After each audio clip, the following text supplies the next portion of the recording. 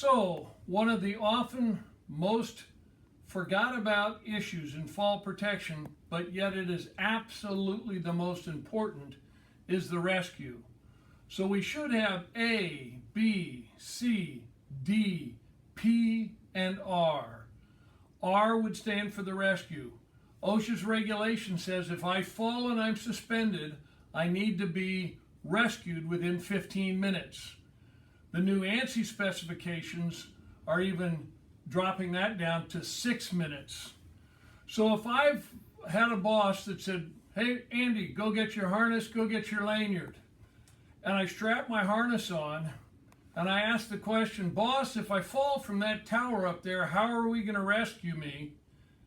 If he doesn't know, take the harness off and say, once we figure that out, I'll go ahead and get back in the harness.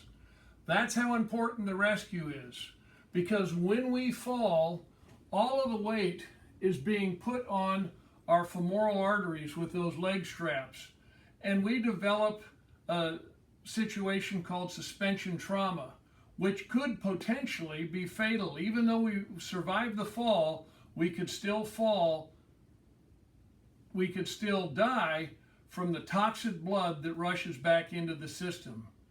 So we're seeing new and creative things from different manufacturers. We now have self-retracting lifelines that you can put in the rescue mode, and as you're climbing, like you're climbing a rock wall and you fall, the SRL will arrest your fall, but then you were lower at 3 feet a second. So we've just taken the question of rescue out of the formula. This is a new product that DBI Solid just came out with. We attach this to the back cross in the D-ring.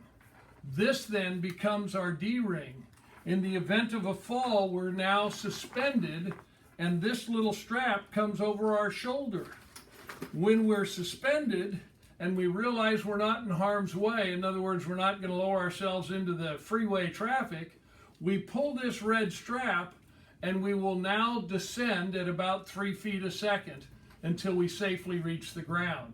If we're unconscious, then an outside source could either come down to us, rappel down to us, pull this, and we will then descend down to the ground. Rescue, the final challenge. 911 is not a rescue plan for fall protection. It's just one step. We need to understand and know how we're going to get rescued if we're in a fall. Most critical thing about fall protection is how do we get rescued? We could have the best harness, the best lanyard, the best anchorage point, the best everything. But we have no rescue plan. We do not have fall protection.